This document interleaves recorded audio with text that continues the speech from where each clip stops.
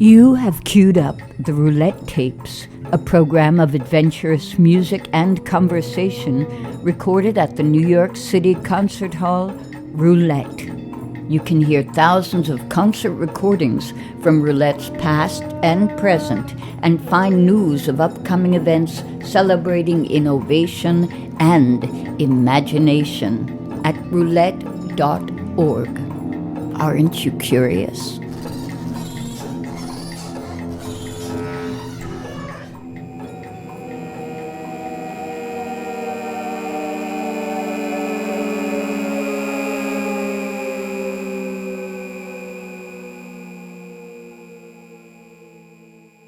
In this edition of the Roulette Tapes, we pull back the curtain on the artist M.V. Carbon, whose musical work is just one component of a career that includes film, sculpture, installation, and a sometimes dark and sometimes colorful fascination with the supernatural. M.V. Carbon and I spoke over the internet as we were both being extra safe in the middle of New York City during the coronavirus threat. This conversation is illustrated with excerpts from concert recordings from Roulette between 2005 and 2015. I'm David Weinstein, and this is M.V. Carbon. Enjoy.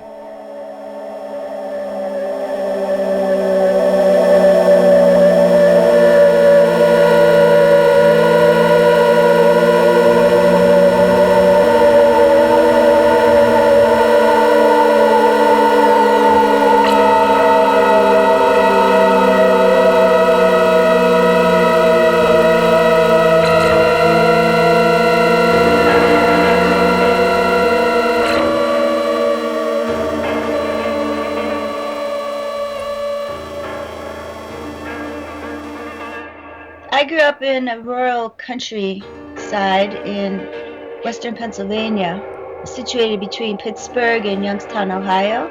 I mean, it was a lot of just nature and farms and bike riding and cliff diving. There were a lot of quarries there, so we would go swimming in quarries and cliff dive off the rocks and things like that. Well, did you have training early on when you were a kid? Who were your first influences and teachers? I had studied flute from probably since I was around 4th grade until high school. So I learned flute as my first musical instrument, and then after that I just started picking up instruments for fun. Like, we had a piano at the house, and my brother always had guitars and things like that, so I'd play around with that. My sister had a drum set in the basement. We had a very musical family, but the training wasn't formal really, except for studying flute, so I know how to read music. And then as I grew older, I wasn't so interested in that approach. And so I just started picking up my own instruments and just doing with them whatever I wanted to. And then you must have gone to school, because it's very clear that you have a good understanding of music history and 20th century music and stuff like that. Yeah, I studied undergrad at the School of the Art Institute of Chicago. Yeah, I studied multimedia, time-based art. So I explored all types of things. Mostly I was interested in film and sound. Those are my main focuses there. But I am also a visual artist, and I do like sculpture and paintings and installation and things like that. And then after the undergrad, I took some time off and just started doing my work and living, just doing things like that and traveling. And then I went to get a master's degree at NYU. I graduated, I think, around 2013 from there in the ITP program, interactive telecommunication, that was started by Red Burns, and that was a really great experience.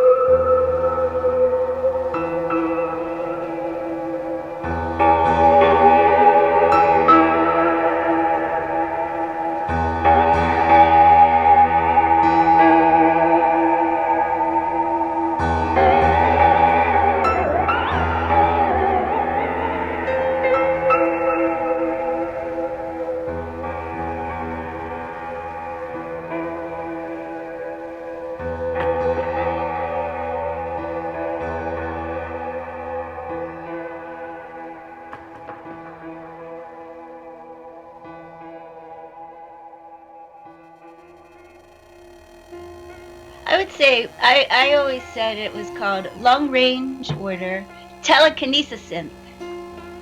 Try to say it 3 times fast. Telekinesis synth.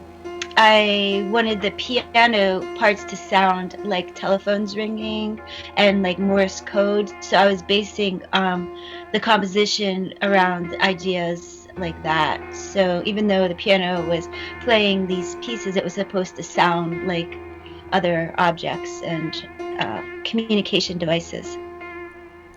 In the presentation at the show, I built a Pepper's Ghost type of projection on the screen, so that it looked like there was these animations that I created. It looked like they were floating in space. And then also I had phone conversations that I worked on over the previous months, where I was practicing telepathy on the phone with several people as to fit into the telekinesis theme of the combined program. So at the end of the program, I called those people on the phone, and they were able to be amplified to the audience, so the audience could hear what they were saying.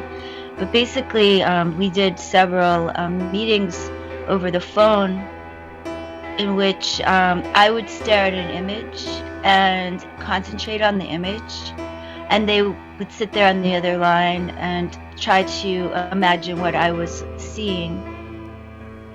And then all of a sudden, a panda was thrown out there.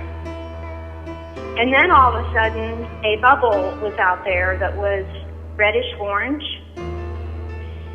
And then at first, I thought you threw in a shark, and then I realized you'd never do that. But it really had to do with, in the head, was the capability to communicate. And it had to have been the capability to communicate even in rural areas, even in distant areas where there's no connection. So it's more of a communication of the mind.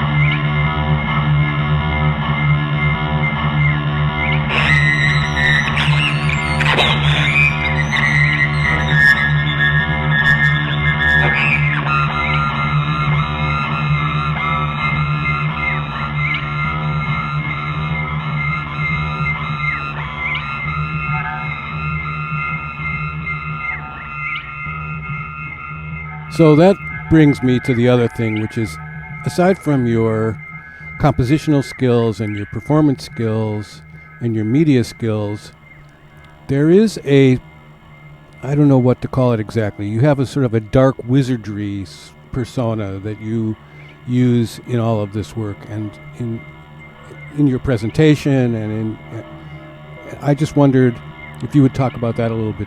Well, it's definitely not a facade. It's the real me. I feel like I'm very real in my performances, and it gives me a chance to let those things come out. And I think, music is the perfect outlet for those type of explorations. I do draw from a lot of things that are maybe not total concrete forms of reality.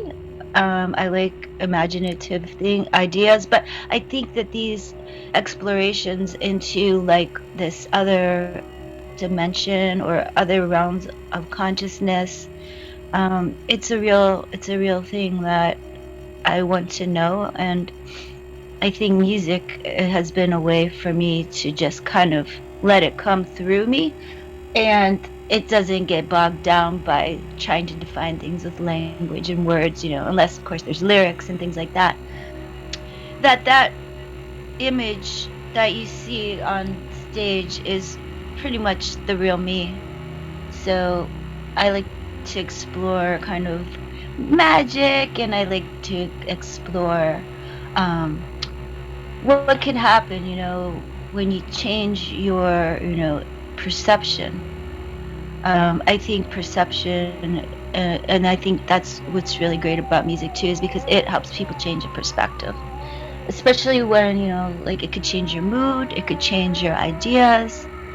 And music could actually change and move matter too. So it has like a lot of power, and I don't like to use the word magic because I think it has like an association to it, and I think it's more of like, we could call it science. We could call it a mixture of like your mind and the physical matter, and making all these things come together and form conversations without concrete language.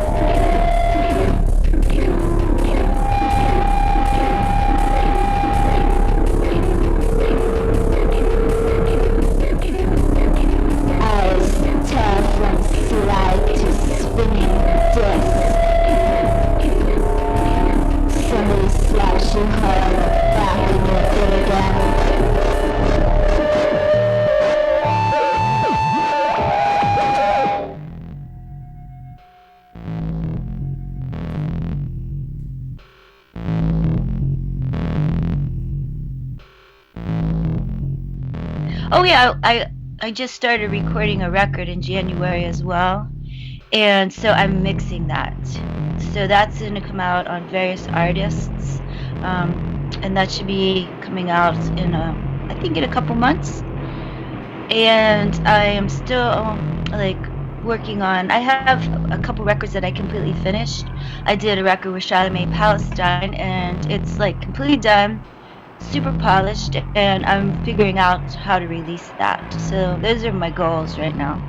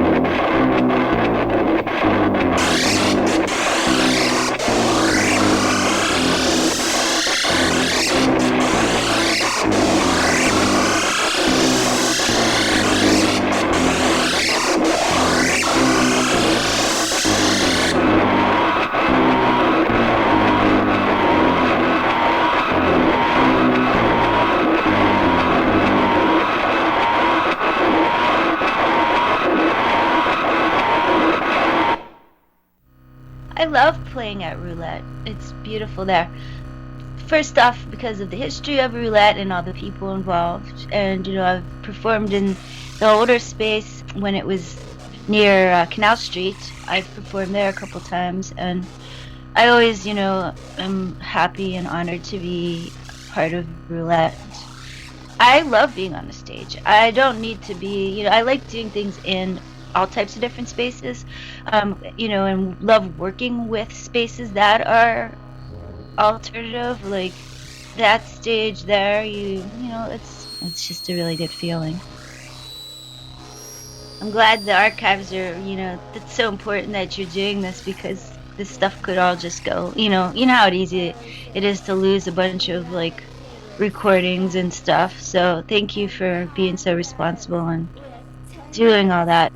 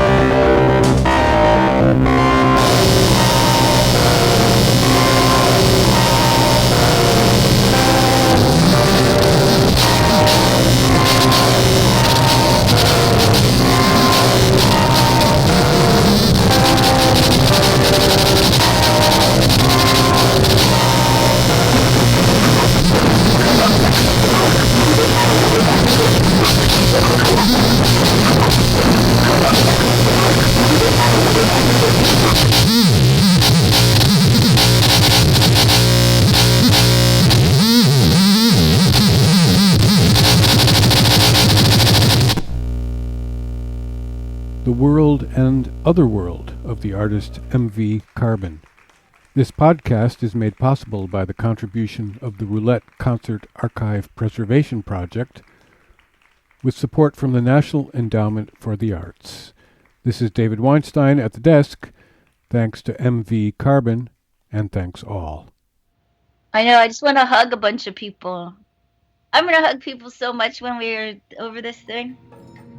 You have been listening to the Roulette Tapes, a program of adventurous music and conversation. This series is produced by Roulette Intermedium. You can find thousands of concert recordings from Roulette's archives and news of upcoming events at roulette.org.